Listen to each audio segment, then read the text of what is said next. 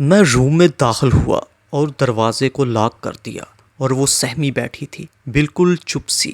میں نے سلام کیا، اس نے جواب دیا۔ اتنا آہستہ جواب تھا کہ بہت مشکل سے مجھے سنائی دیا۔ میں تھوڑا سا مسکرایا اور اپنا کوٹ اتار کے رکھنے لگا۔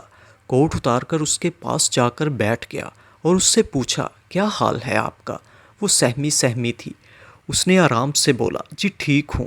پھر میں نے پوچھا کہ تھک گئی ہوگی؟ وہ کچھ نہیں بولی۔ میں سمجھ گیا کہ وہ تھکی ہوئی ہے۔ پھر میں اٹھا اور کوٹ کی جیب سے اس کے لیے گفٹ نکال کر لایا۔ وہ ابھی تک سر نیچے کیے بیٹھی تھی۔ میں گفٹ لے کر اس کے پاس جا بیٹھا اور اسے بولا، میری جان، اپنے محافظ کے پاس بیٹھی ہو تو پھر بھی اتنی ڈری ہوئی کیوں ہو؟ یہ سن کر اس کے چہرے کا رنگ تھوڑا کھل اٹھا۔ شاید میری اس بات سے اسے اپنائیت کا حوصلہ ہوا۔ خیر، میں نے گفٹ کھولا۔ جو بریسلیٹ تھا میں نے پیار سے اس کے ہاتھ اٹھایا اور اسے گفٹ پہنانا شروع کر دیا۔ جب گفٹ پہنا دیا تو میں نے اپنے ہاتھ سے اس کی ٹھوڑی سے اس کا چہرہ اوپر اٹھایا، جو تب سے نیچے ہے جب سے میں روم میں آیا۔ اس کا چہرہ دیکھ کر میں پیار سے مسکرایا اور بولا، میرے خوابوں کی رانی، تو میری سوچ سے بھی بہت خوبصورت ہے۔ وہ مسکرائی، مگر اس کی آنکھوں میں کوئی سوال تھا۔ مجھے سمجھ نہیں آ رہی تھی کہ آخر یہ کیا پوچھنا چاہ رہی ہے۔ خیر، میں نے اسے بولا، چلیں اٹھیں، نوافل ادا کریں اور عشاء کی نماز بھی۔ وہ اپنے کپڑوں کی طرف دیکھنے لگی۔ میں نے بولا، آپ چینج کر لو نا۔ اس نے چینج کیا اور جب میری طرف دیکھنے لگی تو میں ہنس پڑا، کیونکہ اس نے ابھی بھی نیکلس وغیرہ پہنے ہوئے تھے۔ میں اس کے پاس گیا اور پیار سے اس کا نیکلس اتارتے ہوئے اس کے کان میں آرام سے بولا، یہ ان کپڑوں میں سوٹ نہیں کر رہے۔ وہ بھی ہنسنے لگ گئی اور ایسے لگ رہا تھا جیسے وہ میری ہر بات کے بعد مجھے سمجھنے لگی تھی اور خوشی اس کی بڑھ رہی تھی۔ خیر، ہم دونوں نے نوافل ادا کیے اور نماز بھی ادا کی اور اپنے مستقبل کے لیے دعا بھی کی۔ پھر میں نے جائے نماز پر ہی بیٹھے بیٹھے اسے بولا کہ چلو کھانا کھاتے ہیں۔ دونوں نے آ کر بیٹھ گئے اور میں نے خود کھانا لگانا شروع کر دیا۔ وہ پہلے چپ تھی، مگر اب اس کے چہرے پر خوشی سی تھی۔ کھانا پہلے میں نے شروع کیا کیونکہ وہ شرما رہی تھی۔ پھر میں نے چمچ میں چاول ڈالے اور اسے کھلانے کے لیے اس کے منہ کے پاس لے گیا۔ وہ مسکرائی اور کھا گئی۔ کھانا کھا ہی رہے تھے کہ وہ مجھے اچانک سے بولی، آپ مجھے کبھی چھوڑ تو نہیں دیں گے؟ اس نے جب پوچھا کہ مجھے کبھی چھوڑ تو نہیں دیں گے تو میری آنکھوں میں پانی بھرنے لگا۔ میں نے ایک سائڈ پر دیکھ کر آنکھوں کو صاف کر کے اس کی طرف دیکھا تو وہ نیچے دیکھ رہی تھی۔ اسے شاید شرمندگی ہو رہی تھی کیونکہ وہ سمجھ رہی تھی کہ اس کے اس سوال کی وجہ سے میری آنکھوں میں آنسو آئے۔ میں سرخ آنکھوں کے ساتھ مسکرایا اور بولا، پگلی تم جان ہو میری، تمہیں چھوڑ دوں گا تو خود میں مردہ بن جاؤں گا، اور مردے کا ٹھکانہ گھر نہیں قبرستان ہوتا ہے۔ وہ مسکرائی اور بولو، بس میں کھانا کھا چکی ہوں۔ میں ہنسا اور بولو، چپ کر کے یہ سارا ختم کرنا ہے۔ وہ بھی ہنسنے لگ گئی۔ میں نے محسوس کیا وہ اب مجھے اپنا محافظ سمجھنے لگ گئی تھی اور یہ سب دیکھ کر مجھے بہت خوشی ہو رہی تھی۔ میں خود برتن سمیٹنے لگا تو وہ بولی، آپ رہنے دیں، میں خود کر لیتی ہوں۔ اس کی اس بات نے جیسے میرا دل جیت لیا۔ میں اٹھا اور اسے پیار سے اس کے کندھے سے اپنے بازوؤں سے اٹھایا اور اسے آ کر بیڈ پر بٹھا دیا۔ وہ مسکرا رہی تھی اور ساتھ بولی، آپ بیٹھ جائیں نا، میں کر لوں گی۔ میں نے اسے بولا، پگلی چپ کر کے بیٹھو، یہاں تم تھکی ہوئی تھی۔ خیر، پھر میں بھی اس کے پاس بیڈ پر آ کر بیٹھ گیا۔ ٹیبل سے میں نے دودھ کا گلاس اٹھایا اور اسے دیا کہ پیو۔ اسے وہ مجھے کہنے لگی، پہلے آپ پئیں۔ میں نے مسکرا کر گلاس اس کے منہ کے پاس لے گیا۔ گلاس پر اس کے لپسٹک کے نشان لگ گئے۔ پھر میں نے دودھ اس کے لپسٹک نشان والی جگہ سے پیا تو وہ سر نیچے کر کے مسکرائی۔ پھر میں نے گلاس سائڈ پہ رکھا اور اسے بولا کہ میں کوئی ضروری بات کرنی ہے۔ میں جانتا ہوں آپ تھکی ہوئی ہو، اگر آپ آرام کرنا چاہتی ہو تو کوئی بات نہیں، آپ کر سکتی ہو آرام۔ وہ میری طرف دیکھ کر مسکرائی اور بولی، آپ کے لیے تو میری جان بھی حاضر ہے، آپ بس جاگنے کی بات کر رہے ہیں۔ اس کی اس بات نے میرا پھر دل جیت لیا۔ میں اٹھا اور دونوں تکیے بیڈ کے ساتھ رکھے اور خود ٹیک لگا کے بیٹھ گیا اور اسے بھی بولا، ٹیک لگا کے بیٹھ جاؤ۔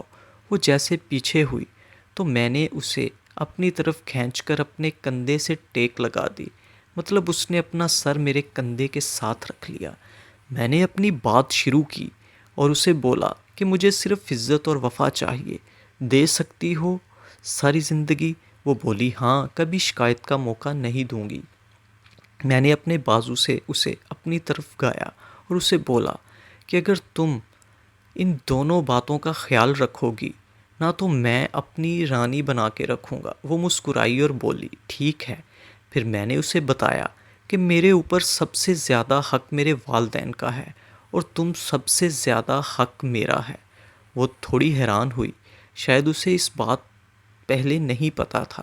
خیر، پھر میں نے اسے بولا کہ میرے والدین کی خدمت کرنا تمہارا کوئی فرض نہیں ہے، تم کرو گی تو اس گھر میں میری عزت ہوگی اور میری عزت ہوگی تو ساتھ تمہاری ہوگی۔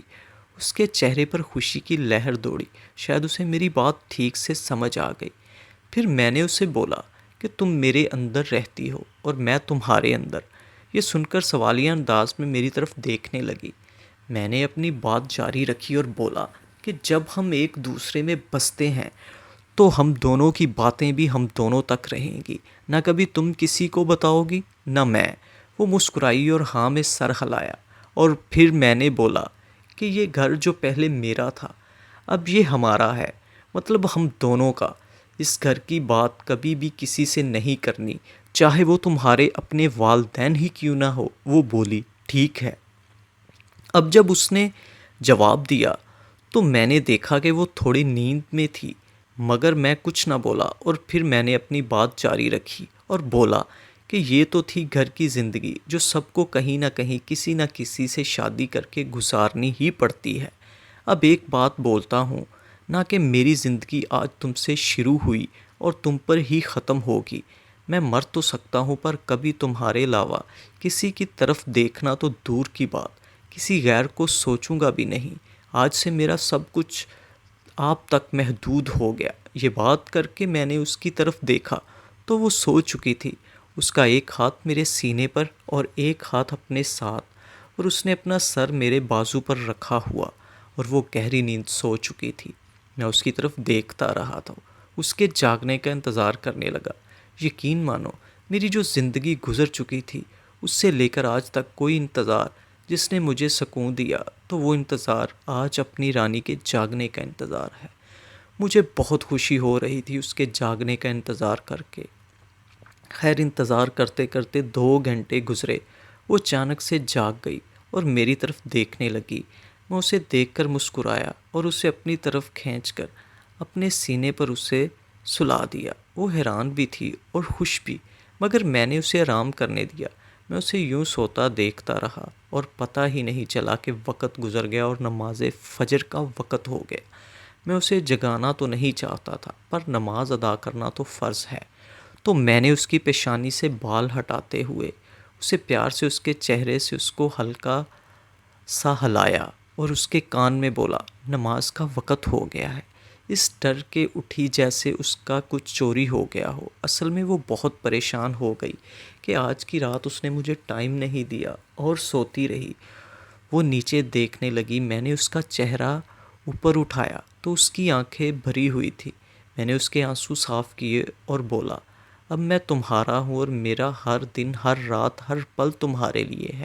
پریشان نہ ہو، تم سوئی ہو تو مجھے آج پوری رات تم کو جی بھر کر دیکھنے کا موقع مل گیا ہے۔ یہ بول کر میں نے اسے اٹھایا اور دونوں وضو کر کے نماز ادا کرنے لگے۔ نماز ادا کر کے ہم نے دعائیں کی اور پھر دونوں نے تلاوت کلام پاک کی۔ پھر میں اٹھا اور بیڈ پر بیٹھ گیا۔ وہ آ کر میرے پاس بیٹھ گئی۔ میں نے اس کا ہاتھ پکڑا تو وہ رونے لگ گئی۔ میں نے اسے اپنے بازوؤں کے حصار میں لیا اور اسے رونے دیا، پھر اس کے آنسو صاف کیے اور پوچھا پگلی میرے ہوتے ہوئے کیوں رو رہی ہو؟ تو وہ نظریں نیچے کر کے بولی آج میں کیوں سو گئی؟ میں مسکرایا اور اسے اپنی طرف کر کے اس سے کہا میری جان، جب مجھے کوئی پریشانی نہیں تو تم خود کو کیوں پریشان کر رہی ہو؟ وہ رونا چپ ہو گئی پر ابھی تک وہ مسلسل نیچے دیکھ رہی تھی۔ میں نے اسے کہا تم میری بیوی ہو، میری عزت، نہ کہ کوئی غلام، تو تم نیچے کیوں دیکھ رہی ہو؟ پاگل ہو تمہیں اوپر دیکھ کر جینا ہے، میرے ساتھ میری عزت اور طاقت بن کر۔ وہ مسکرانے لگی۔ اس نے مجھ سے کہا کہ ایک بات پوچھوں؟ میں نے کہا ایک نہیں بلکہ 1000 پوچھو۔ تو اس نے کہا کہ آپ کی زندگی میں اور لڑکی بھی تھی کبھی؟ میں سوچ میں پڑ گیا اور پھر کہا کہ ہاں، ایک تھی، اور شاید آج بھی وہ اس دل میں ہے، کیونکہ وہ میری پہلی محبت تھی، تو اسے بھلانا بہت مشکل ہے۔ یہ سن کر وہ بولی، مگر جیسے آپ میرے ساتھ رہ رہے ہیں، مجھے تو نہیں لگتا کہ آپ کی زندگی میں میرے سوا کوئی اور ہے۔ تو میں نے کہا کہ اس لڑکی کو میں نے کہا تھا کہ اللہ کی قسم، اب جو لڑکی میری زندگی میں میری جیون ساتھی بن کر آئے گی، یہ دنیا اس کی قسمت پر رشک کرے گی۔ تو بس میں اب تمہیں اتنا پیار دوں گا کہ انشاءاللہ یہ دنیا رشک کرے گی تمہاری قسمت پر۔ یہ سن کر اس نے اپنا سر میرے کندھے پر رکھ لیا اور کہا کہ مجھے بہت خوشی ہوئی کہ آپ نے میرے ایک بار پوچھنے پر مجھے سب سچ بتا دیا۔ مجھے اپنی زندگی میں ایسا سچا اور مخلص ساتھی کی ہی تلاش تھی۔ جواب بالکل مکمل ہو گئی۔ میں نے کہا کہ بس تم کبھی مجھ سے جھوٹ نہ بولنا، اور مذاق میں بھی کبھی مجھ سے کوئی بات نہ چھپانا۔ میں کبھی تمہیں رسوا نہیں ہونے دوں گا، یہ میرا وعدہ ہے تم سے۔ باتیں ہوتی رہیں کہ وقت کا پتہ ہی نہیں چلا کہ 10 بج گئے۔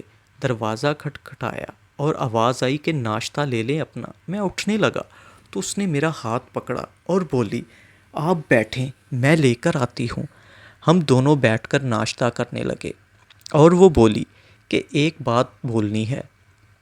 میں نے کہا ہاں بولو۔ تو وہ بولی کہ مجھے کھانا نہیں بنانا آتا۔ میں مسکرایا، یہ تو اور بھی اچھی بات ہے، کیونکہ میں خود آپ کو سکھاؤں۔ وہ ہنسنے لگی اور ساتھ بولی، آپ؟ میں نے کہا مجھے اتنا ہلکا مت لو، میں ہر قسم کی ڈشز بنا لیتا ہوں، تم فکر نہ کرو، ہم مل کے کام کیا کریں گے۔ وہ ہر گزرتے لمحے کے ساتھ وہ خود کو میرے ساتھ بہت محفوظ سمجھنے لگی تھی۔ اس طرح زندگی بسر ہوتی رہی اور میں ہر روز اس کے ساتھ کچن میں کام کرتا رہا، اسے کھانا بنانا سکھاتا۔ وہ بہت خوش رہنے لگی تھی۔